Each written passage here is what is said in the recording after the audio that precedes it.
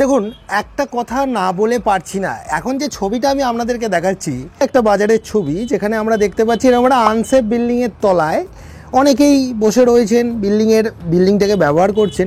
একটা কথা বারবার বলছি, আপনাদের একটা বেসিক নলেজ থাকা দরকার যে এই ধরনের বিল্ডিংগুলো যে কোনো সময়, যদি খুব ভালো করে তাকিয়ে দেখেন ছবিটার দিকে, খুব ভালোভাবে দেখুন যে ছাদের কিন্তু রড জং ধরে গেছে এবং সেটা খুব ভালোভাবে দেখাও যাচ্ছে, আপনিও দেখতে পাচ্ছেন, আমিও দেখতে পাচ্ছি। এমতো অবস্থায় যে কোনো মুহূর্তে কিন্তু এটা কোলাপস করে যেতে পারে এবং দেয়ালেরও কোনো স্টেবিলিটি নেই, ফেটে গেছে। আমরা অনেকেই এই ধরনের পুরনো বিল্ডিংগুলো, বিশেষ করে দেখবেন অনেক দোকান, কমার্শিয়াল বিল্ডিং, যেগুলোতে আমরা ইনভেস্টমেন্ট করতে চাই না এবং খুব সহজেই মনে করি যে এইভাবেই যেমন চলছে তেমন চলে যাবে।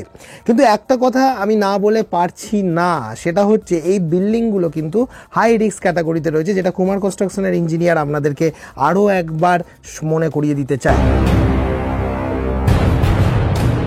প্রথম কথা হচ্ছে, অনেকেই মনে করে যে একতলা দুতলা তিনতলা বাড়ি বানাতে গেলে আবার ইঞ্জিনিয়ার লাগে নাকি, কারণ অনেক মিস্ত্রিরাই বোঝায় যে কি দরকার, ইঞ্জিনিয়ার বাবু তো আপনার খরচা বাড়িয়ে দিল, একটা কলমে 4টে 12 রড দিলেই দুতলা বাড়ি করা যায়, কি দরকার 4টে 16 রড দেওয়ার। আবার অনেকে এটা ভয় দেখায়, কিছু মনে করবে না, সত্যি কথাগুলো সকলের জানা দরকার। যারা ভালো মিস্ত্রি, যারা আমাদের কাছ থেকে প্রতিনিয়ত নানা রকম বিষয় শেখে, তারা আমাদেরকে বারবার বলে যে না, আপনি যেটা বলেন একদম ঠিক কথা বলেন, অন্য কেউ কি ভাবলো আমাদের দেখার দরকার নেই, আমরা আপনার কাছ থেকে শিখে চলেছি। অনেক মিস্ত্রি এটা বলে থাকে যে একটা কলমে 4টে 16 রড দিলে আপনাদের কলম ফেটে যাবে। আমি কদিন আগে একটা ভিডিও বানিয়েছিলাম যেখানে একটা কলমে পার্সেন্টেজ অফ স্টিল, একটা কলমে কত হওয়া দরকার সেই নিয়ে। 1% থেকে আপনার 2%-এর মধ্যে পার্সেন্টেজ অফ স্টিল যদি থাকে, সেক্ষেত্রে আপনি সেফ ক্যাটাগরিতে রয়েছেন। অর্থাৎ একটা 10-10-এর পিলারে 4টে 16 রড দিলে সেই কলম কোনো দিন ফাটে না। এবং কখনো এটাও দেখবেন যে এই যে ইঞ্জিনিয়াররা বেশ ঢালাই করছে, সেখানে দেখা যাচ্ছে 1 ফুট একটা দুতলা ফাউন্ডেশনের বাড়িতে আমরা একটা 4x4-এর বেশে মিনিমাম 5 বস্তা মাল খাওয়াই, 4.5 থেকে 5 বস্তা, যেখানে 1 ফুট সলিড বেসটা ঢালাই করি, তার সাথে 10 ইঞ্চি ট্র্যাপিজয়েডিয়াল ঢালাই করে থাকি, যেটাকে আপনারা হঞ্চ বলে থাকেন। এবার ঘটনাটা ভেবে দেখুন, অনেক বিল্ডিংয়ে দেখেছি। আচ্ছা, সবার আগে এই ছবিগুলো দেখুন। আপনারা যদি এটা নিশ্চিত হয়ে থাকেন যে বাড়ি নাকি দুতলা তিনতলা বাড়ি উল্টে যায় না, তাহলে এইগুলো কিসের ফুটেজ? এইগুলো তো একতলা দুতলা তিনতলা বাড়ি, এগুলো তাহলে ভেঙে পড়ছে কেন, এইভাবে উল্টে যাচ্ছে কেন?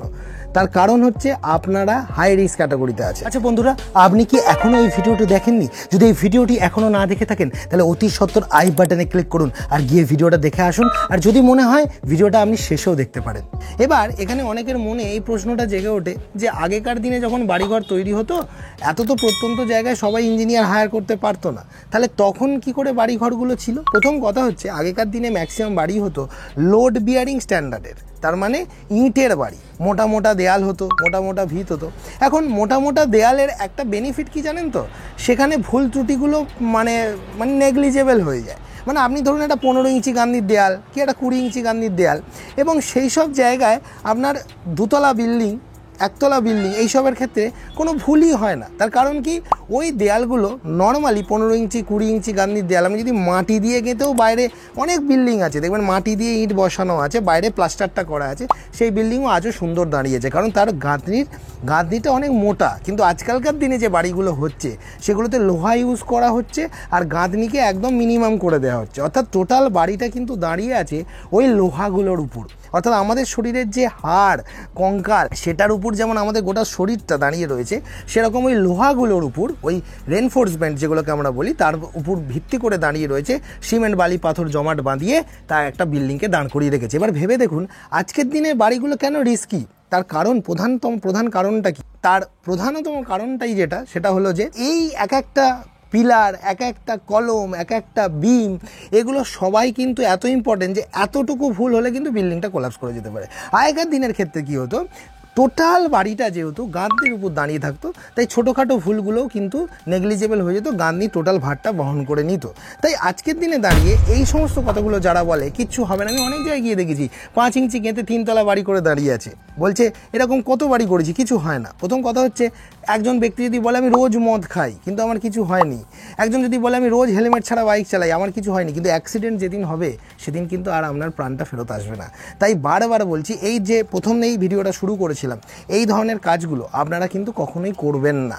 এই ধরনের বাড়িগুলোকে যদি রিপেয়ারিং করতেই হয় ইঞ্জিনিয়ার ডেকে এনে এইসব বিল্ডিং সাধারণত রিপ্লাস্টার করে দিলাম, পুনরায় গান্ধির জয়েন্ট ভরিয়ে দিলাম, সমাধান হয় না। অনেক ক্ষেত্রে নতুন করে দেয়াল গেঁথে সাপোর্ট বাড়াতে হয়, অনেক ক্ষেত্রে আলাদা করে পিলার তুলে স্ল্যাব দিয়ে পুরনো স্ল্যাবের নিচে স্ল্যাব দিয়ে আবার তার সাপোর্ট বাড়াতে হয়। অনেক ক্ষেত্রে রড কিছুটা কম ক্ষতিগ্রস্ত হলে সেক্ষেত্রে রডের অ্যান্টিডাস্ট কেমিক্যাল লাগিয়ে প্রোটেকশন লাগিয়ে আমরা মেরামত করে দিই।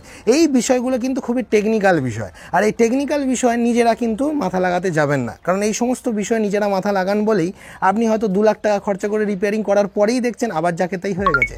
তাই যে বিষয়গুলো ইঞ্জিনিয়ারদের বিষয় সেই বিষয়গুলোতেই মাথা লাগান, তাছাড়া অন্য বিষয়ে মাথা লাগাবেন না। আচ্ছা বন্ধুরা, আপনি কি এখনও এই ভিডিওটি দেখেননি? যদি এই ভিডিওটি এখনও না দেখে থাকেন তাহলে অতি সত্বর আই বাটনে ক্লিক করুন আর গিয়ে ভিডিওটা দেখে আসুন, আর যদি মনে হয় ভিডিওটা আপনি শেষেও দেখতে পারেন। আচ্ছা, ভিডিওটা এগিয়ে নিয়ে যাওয়ার সাথে সাথেই কয়েকটা কমেন্ট আমি তুলে নিতে চাইবো, যারা আমাকে ভালোবাসে, যারা এই সমস্ত বিষয়ে আমাকে কমেন্ট করেছে। তার মধ্যে বলছে, দাদা আমি দক্ষিণ কোরিয়া থেকে দেখছি, আপনি যদি এই ভিডিওগুলো না তৈরি করতেন তবে বাড়ি তৈরি করার সময় অনেক ভুল করে ফেলতাম। সামনে আমিও বাড়ি করব, সঠিক জ্ঞান না থাকায় দেশে রাজমিস্ত্রি কাজ করার সময় অনেক ভুল করেছি, তবে এখন আর সে ভুলগুলো করব না। আপনার প্রতি কৃতজ্ঞতা স্বীকার করছি, ধন্যবাদ। একজন দক্ষিণ কোরিয়া থেকেও প্রবাসী তিনি দেখছেন এবং তিনি এই কুমার কনস্ট্রাকশনের মূল্যায়ন করছেন। এইগুলোই মানুষকে শিখতে হবে, বুঝতে হবে যে এই ভিডিওগুলো আমরা ইউটিউবে ফ্রিতে দেখছি, মানে ফেসবুকে ফ্রিতে দেখছি, মানে এই নয়, এই ভিডিওগুলো আমরা কিন্তু লক্ষাধিক টাকার বাড়িতে অ্যাপ্লাই করে নিজের বিল্ডিংকে বাঁচাতে পারি।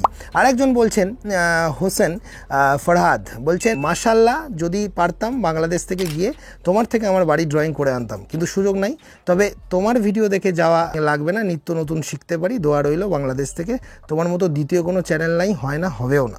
এই যে কমেন্ট ছাড়াও আরেকজন লিখেছেন, যেমন এরকম অফিস, মানে আমার একটা অফিসের ভিডিও ছেড়েছিলাম, যদি আমাদের থাকতো তাহলে আমাদের জীবন ধন্য হতো। না, সেরকম ব্যাপারটা নয়, সেরকম বিশেষ কিছু অফিস নয়। একটা প্রথমত আপনাদের জন্য রেগুলার ভিডিও আনা হবে, আচ্ছা ভিডিও ছাড়া হবে, নট অনলি দ্যাট, বিভিন্ন ধরনের ইঞ্জিনিয়ারিং ও আর্কিটেকচারাল কাজগুলো করা হবে, তার জন্য একটা ছোটোখাটো অফিস আমি নির্মাণ করেছি, সেরকম বিশেষ কিছু নয়। তবে আপনাদের ভালোবাসায় আমরা আজকে আপনাদের মাঝখানে যে এইভাবে পৌঁছতে পেরেছি, এর জন্য চিরকৃতজ্ঞ থাকবো আপনাদের কাছে। তবে হ্যাঁ, কুমার কনস্ট্রাকশন যেটা আজকের ভিডিওর মূল মন্ত্র ছিল সেটা হচ্ছে যে এই 1 তলা 2 তলা 3 তলা বাড়িকে সবসময় যে ইঞ্জিনিয়ার লাগে না, মিস্ত্রিরাই করে দেবে, মিস্ত্রিরাই ইঞ্জিনিয়ার, এই ধরনের করবেন না। কারণ আজকের দিনে দাঁড়িয়ে আগেকার মতো যদি পদ্ধতিতে বাড়ি করতে যান, ম্যাসনারি স্ট্রাকচার, বড় বড় দেয়াল করবেন, মোটা মোটা ভিত করবেন, 1টা 2টো ছাদ দেবেন, করতে পারেন। কিন্তু আজকের দিনে দাঁড়িয়ে ফ্রেম স্ট্রাকচার, অর্থাৎ যেখানে প্রচুর পরিমাণে লোহা ইউজ হচ্ছে, সেই সব জায়গায় নিজেরা রিস্ক নিতে যাবেন না, তাহলে আপনাদের বাড়ি তো ক্ষতি হবেই হবে, তার পাশাপাশি অ্যাক্সিডেন্ট ঘটে বহু লোকের জীবন পর্যন্ত চলে যেতে পারে। এই চ্যানেলটি কেন সাবস্ক্রাইব করবেন জানেন? কারণ বাড়ি নির্মাণ বিষয়ে বাংলার একমাত্র কুমার কনস্ট্রাকশনই হলো এমন একটি চ্যানেল যেটা সঠিক পরামর্শ দেয়। তাই দেরি না করে অতি সত্বর আমার চ্যানেলটিকে সাবস্ক্রাইব করে রাখুন আর এরকম ভিডিও প্রতিনিয়ত পেতে থাকুন। দেখা হবে পরবর্তী কোনো ভিডিওতে। তবে এখন আপনাদের স্ক্রিনের সামনে এই যে 2টো ভিডিও চলে এলো, গিয়ে দেখুন, আর মাঝের এই সাবস্ক্রাইব বাটনটি ক্লিক করলে আমি ভিডিও ছাড়ার সাথে সাথেই পাবেন, যার কারণে বাড়ি নির্মাণের বিষয়ে আর কেউ কোনোদিন আপনাদের ঠকাতে পারবে না।